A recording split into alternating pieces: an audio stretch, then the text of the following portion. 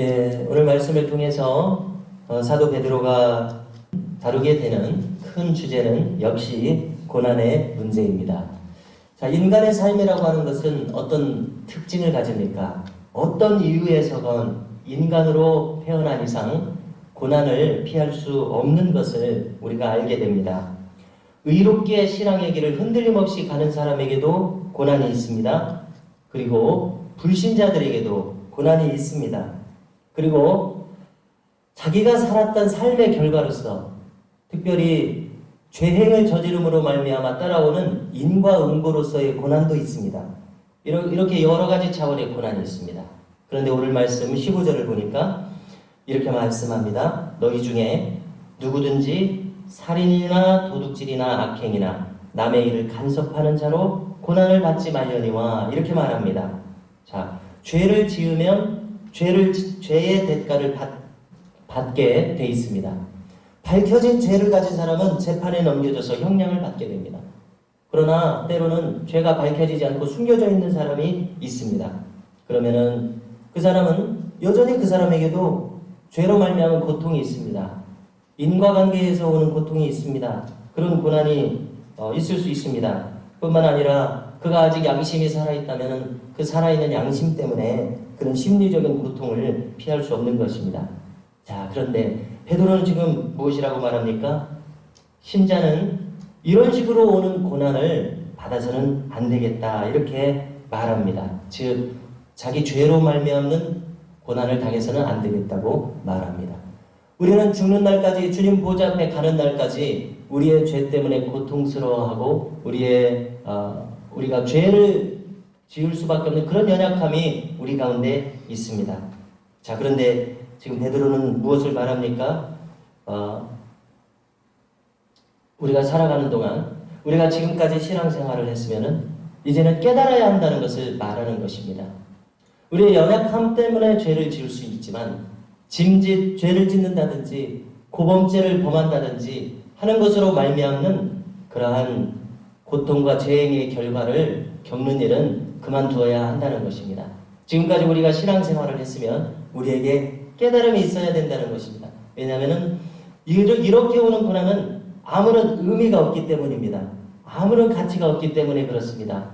그렇기 때문에 지나간 과거로부터 우리는 교훈을 얻어서 흔들림 없이 살아가야 한다는 것을 사도 베드로는 지금 말하고 있습니다.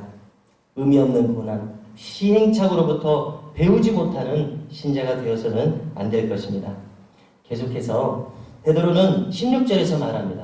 그러나 만일 크리스찬이라고 하는 정체성 때문에 고난을 받는다면 그것은 부끄러울 일이 아니라고 말하고 있습니다. 도리어 그것은 하나님께 영광 돌릴 일이라고 말합니다. 당연합니다. 크리스찬의 정체성은 어떤 것입니까?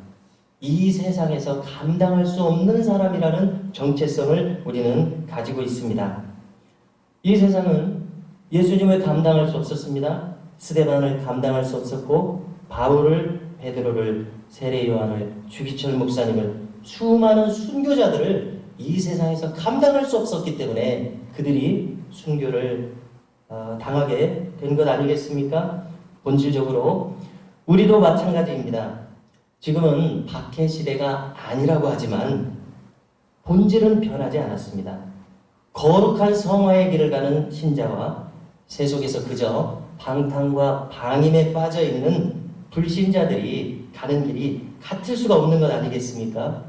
흔히 우리는 어떤 분에 대해서 법 없이도 살 수 있는 분입니다. 이렇게 말하는 경우가 있습니다. 자, 그런데 이 말에는 엄밀하게 우리가 신앙적인 견지에서 오류가 있는 말이라고 하는 것을 우리는 잊어서는 안 됩니다. 그가 세상의 법 없이 살 수 있을는지는 모릅니다. 그러나 그거 믿고 있지 않다면 그가 하나님의 법을 망각하고 무시하고 살아가고 있는 것 아닙니까? 세상 속에서 법 없이 살아갈 만한 그런 고상한 인격을 가진 것이 그때 무슨 소용이 있느냐는 것입니다. 그것은 자, 우리 성경은 무엇이라고 말하고 있습니까? 자기 의만 밝힐 뿐이라고 말하고 있습니다. 참된 신자라면 어떻게 고백하게 됩니까? 자기에게는 더러운 자기의가 있다고 고백할 것입니다. 본질적으로 이 영적인 의미에서 법 없이 살만한 사람이란 없습니다. 로마서 3장 10절을 보니까 시편 14편 1절을 인용해서 이렇게 말하지 않습니까? 의인은 없나니 하나도 없으며 다 치우쳐 한 가지로 무익하게 되고 선을 행하는 자가 하나도 없다고 이렇게 말하고 있지 않습니까? 이미 하나님 없이 살아가고 있는 그 자체가 큰 죄일 뿐만이 아니라 그가 만일 자기 의라도 내세우고 있다면 영적으로 그는 구제불능의 상태에 있는 것입니다. 교만이라고 하는 가장 큰 죄에 빠져 있는 것입니다. 결론은 하나님 앞에 설 수 없는 자라는 것입니다. 이것이 바로 세상 사람들의 영적 현실인 것을 우리는 잊지 않아야 되겠습니다. 계속해서 우리가 이 고난에 대한 베드로의 말을 들어봅니다.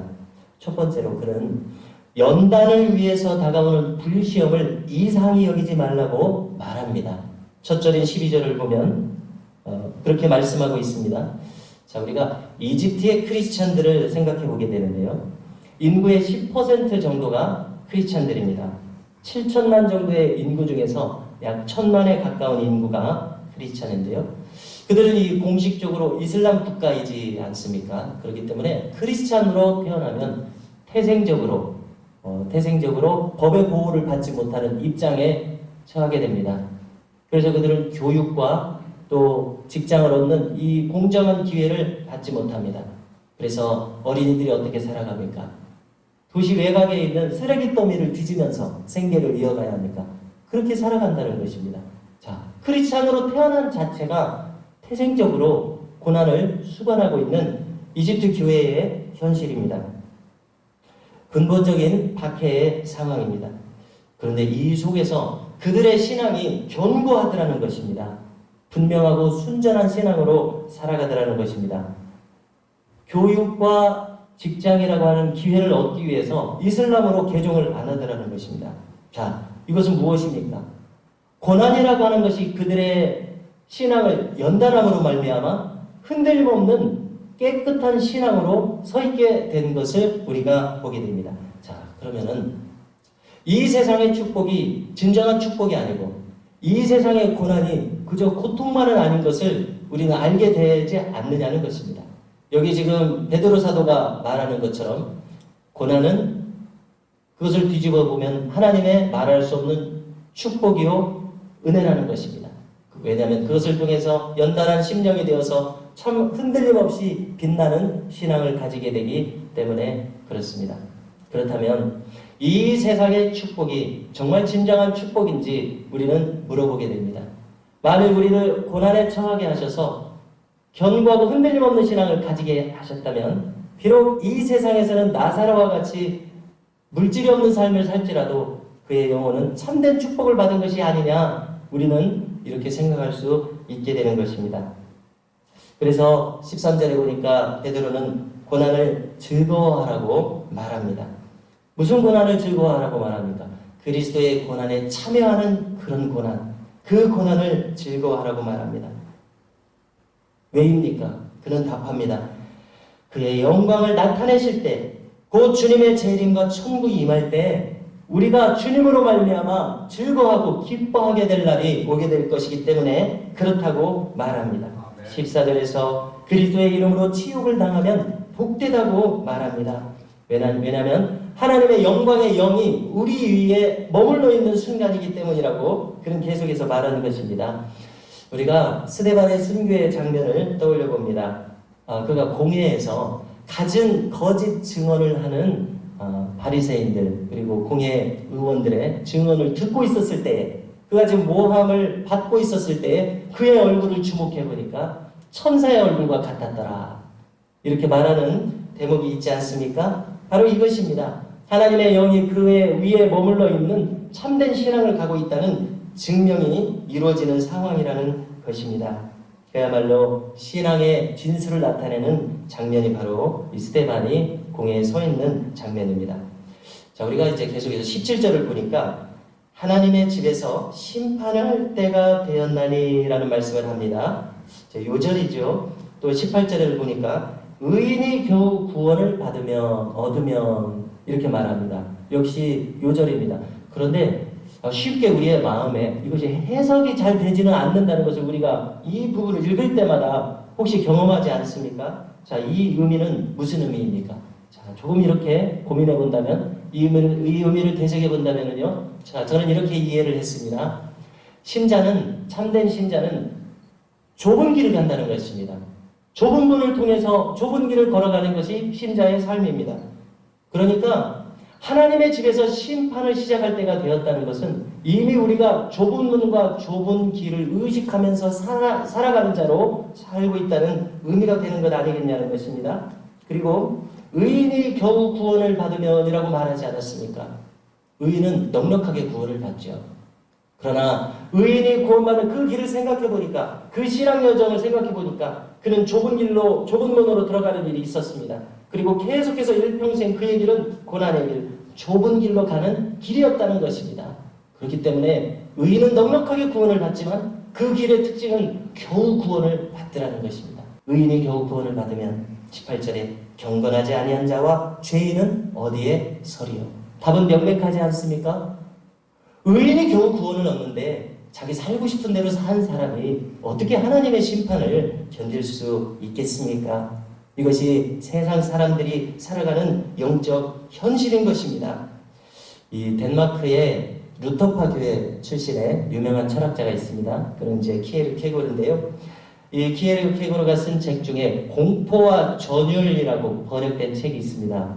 이 책의 제목을 두려움과 떨림으로 하면 우리 믿는 사람들에게는 더 가까이 다가왔을 것입니다. 신자의 삶이라고 하는 것은 한마디로 무엇입니까? 라고 물었을 때 키에르케고르는 두려움과 떨림, 사도 베드로가 말한 것처럼 두렵고 떨림으로 너희 구원을 이루라고 하지 않았습니까? 그것은 우리가 좁은 길을 간다는 것을 의미한다는 것이에요.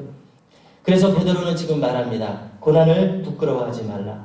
고난을 축복으로 여기라. 고난을 심지어 즐거워하고 기뻐하라고 말합니다. 왜 그렇습니까? 믿음으로 말미암는 고난 자체로 우리가 온전한 신앙의 길 위에 서 있다는 증명이 되기 때문인 줄로 믿습니다. 오늘도 우리에게 새로운 한 날이 주어졌습니다. 고난, 좁은 길, 이 위에 서 있는 우리 자신으로 인하여 즐거워하며 기뻐하는 믿음의 길을 걸어가는 이 하루가 될 수 있기를 간절히 소망합니다.